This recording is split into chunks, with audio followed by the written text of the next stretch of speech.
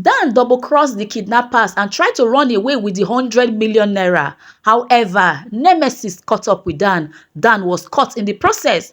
Hey, Dan confessed to Courage all the evil and wicked things wey e don do to Courage. Even as Dan dey confess to Courage, Courage no believe Dan. Courage dey look Dan as if say Dan dey talk under duress. Courage no believe. Courage even dey wonder whether na Dan dey talk. In fact, when they come finally kpai Dan, Courage come even dey cry. Courage dey weep say im friend don go. Courage, even though say e dey act like tough man, Courage get soft heart. Courage even dey show some level of sympathy and love towards Dan, even as Dan dey confess to am. My paddy, episode 50 of the latest movie by Mr. Aloy, Where We Got It Wrong. Make we dive right in. Abeg, help me click the like button, subscribe to my channel. Andy, Munachi, Rita, all of them, even Chinwe, they dey look time say time don go. Dan don suppose to come back with Courage. Una know say Dan na carry the money. He say he wan go bring back Courage, but time don dey go. Courage never come back. Dan sef is nowhere to be found. In fact, Munachi come dey say, I hope say everything dey okay. Munachi phone begin dey ring. Munachi come answer the call. She come dey ask the person, who is the kidnapper? Na the kidnapper na dey call her. One of the kidnappers na call her. She come dey ask am say, where her husband? After all, e don tey wey Dan come over there to give them the money. The kidnappers dey say, which husband? Which husband you dey talk about? If you really wan see your husband, you for don bring the money. Munachi say no. He say Dan, which is friend to Courage, he don carry the money come meet una na. Why una dey talk like this? Abeg make una let my husband go. The kidnapper say dem no see Dan. They no see money. He say okay, they wan outsmart them abi. He say na be say they go kpai AGK. Munachi, Andy and Rita, all of them come dey cry. Even Chinwe sef come dey cry. Say which kind wahala na be this? When the kidnappers end the call, the kidnappers they come dey vex. They come dey say they don play them. He say Munachi and Co don play them. He say come dey tell Courage say they go end Courage life. In fact, they go kpai Courage. He say they outsmart them abi. Courage come dey tell them say no. He say the wife when he marry, Munachi no dey lie. Munachi na woman wey be say e dey trustworthy. If Munachi say she raise the money and give the money to Dan, make them no worry. He say Dan go come here, and the friend Dan, he believe in his friend. He trust the friend say Dan go come. He say maybe something dey wrong somewhere. Maybe there is a mix up somewhere. He say make they bring their mind down. Make they just wait for a second. He say Dan go reach here. Ew. Truly, people dey this life where they behave like Courage. People dey this life where be say they believe people blindly. Courage wholeheartedly trust Dan. Courage wholeheartedly love Dan.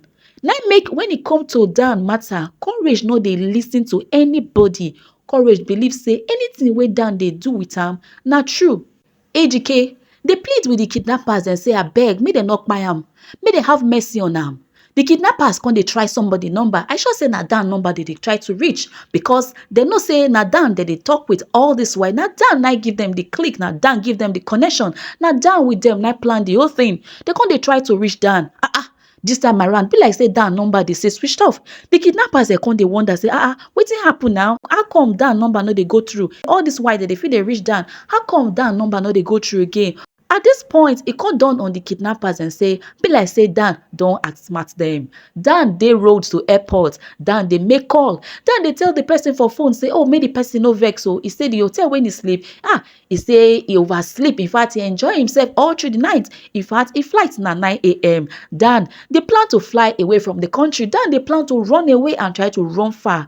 After all, Dan don't get plenty money. In fact, Dan can't dey happy. Dan can't dey laugh. You know the way Dan they laugh now. All those wicked laugh. Dan they laugh. Dan they laugh because he dey feel say he don't dey victorious over AGK. He feel say he don't outsmart everybody. He feel say he don't finally achieve his mission. He don't finally achieve his goal. And what is that goal? His goal now to ruin AGK. His goal now to put an end to AGK's life. And to him, he feel say he don't achieve his goal. Dan they laugh. He say finally he don't arrive. He say he na big boy now. With 100 million naira for a pocket.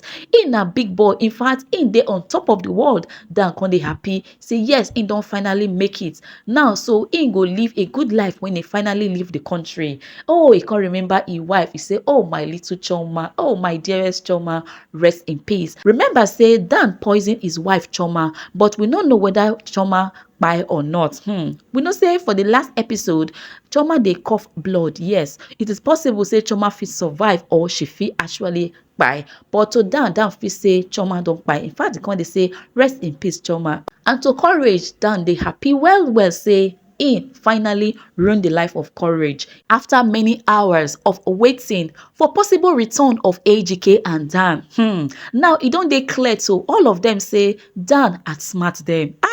Munachi dey cry bitterly. Even Chinwe dey cry. Andy, the thing dey pain Andy. E be like say make Andy beat himself. Andy can't even dey blame himself say how come he make this kind of mistake? How come he allow Dan to go with the money? Yes, Andy, how come you allow Dan to go with the money? Andy even talk say Dan once told him that he's jealous of AGK. Dan once told him that he's envious of AGK, but he not tell Courage because he know say if he tell Courage no go believe. You Andy wey you know say this Dan no be better person. You wey be say you know say Dan tell you say he dey envious and jealous of AGK. Wetin make you think say Dan go truly carry the 100 million naira go for exchange of Courage? Andy blame himself well say if say he know na only you for go the mission. And I even wonder why Andy even allow Dan to go for this mission. Andy will be vibrant man. At this point, Andy can say police they blame them why they not come report, why they not involve them from the onset. And yes, they actually went wrong. Where we got it wrong. Yes, so they got it wrong here. From the onset, they're supposed to contact the police. They're supposed to contact police so that police go help them to track the kidnappers and possible release of AGK. Yes, they not involve police. They not do anything. They just give Dan money. Oh, say make Dan go bring AGK. Now Dan don't double cross them. Dan don't outsmart all of them. Truly, I blame them for going through this part of trying to rescue a kidnapped victim just by themselves. Usually, if you meet police or trained personnel for this kind of job, they know how they do them. Possibly, they go put maybe tracker for even the person body. They'll put a tracking device so that in case of anything like say maybe the person maybe say they go for the exchange, they in danger, they go fit come out to rescue the person. Dan, I wish say Dan, for example, say Dan hand clean, Dan really they go to release AGK. What if they kpai Dan? Assuming say maybe na Andy na go, for example, now all of us know say Andy no get any bad intention. What if Andy actually drop the money, then they can't decide to kill Andy and kill AGK? What do not think say go happen? That is why they ought to have involved the police. If they had involved the police go have a way, the police get a way of doing things right.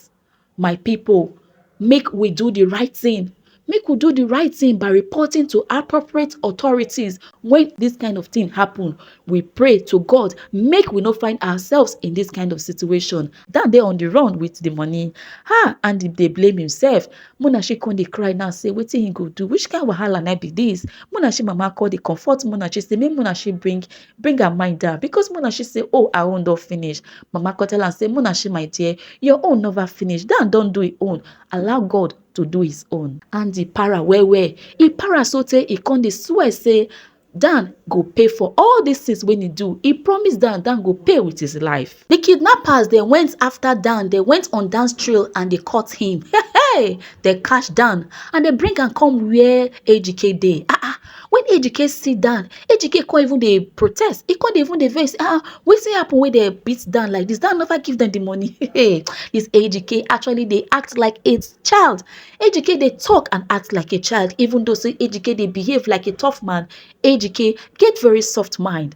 AGK can't even they defend the friend. He said, why they beat them like this now? They never give them the money. They can't say which money. He said, Dan, I be the mastermind of this whole thing. Now Dan, I plan the kidnap. Dan tell them say when they kidnap AGK, he say AGK go bring 100 million naira and the sharing ratio of the 100 million be say him Dan he go take 40 million naira. Why the kidnappers them three of them they go share 60 million naira. AGK no believe him. AGK say na lie. The kidnappers then say you not believe us. Not be Dan there with the life for a head. Dan, oh yeah, make you talk your own. Oh yeah, Dan, over to you. Dan can they ask AGK, say, AGK, are you ready to handle the truth? Can you handle the truth? If I tell you the truth, can you handle it? AGK no believe his eyes, he no believe his ears. In fact, e dey ask Dan say, Dan, wetin you dey try to tell me? Dan, wetin dis people dey talk? Tell me say no be true. Dan, please. Dan, tell me say no be true. Dan begin dey laugh. He say, yes, na true. Na he indeed na do am. Dan confess to a lot of things. Dan say, yes, so na him plan the kidnap because say him dey jealous and envious of Ejike. He say he want the life wey Ejike dey live. The way Ejike dey live his life na the reflection of how he want his life to be.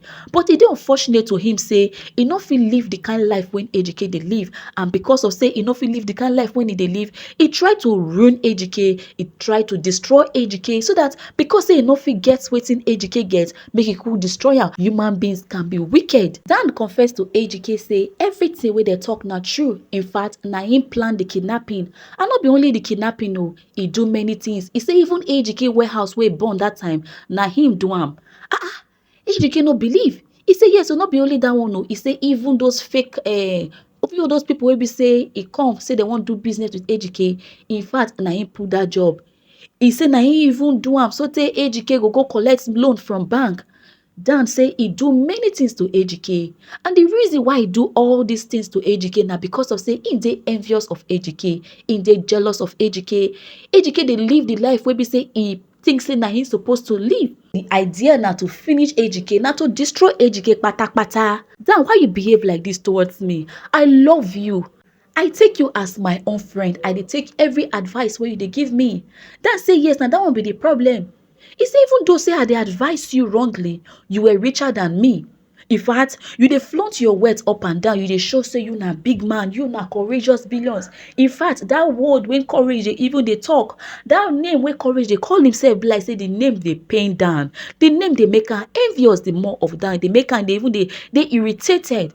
When courage go say he na courage, aka courageous billions, that word dey pain Dan well well. Not knowing that Dan was envious of courage, Dan was jealous of him, and that one dey pain am well well. He say in fact, courage go dey send am message. He go dey send am message like a small boy. Dan even confess say Ejike get wife wey be say e dey very hardworking, intelligent and beautiful. In fact, he agree say he dey envious of Ejike. He say yes, he wants the kind life wey Ejike dey live, but e dey unfortunate say he no fit live the life.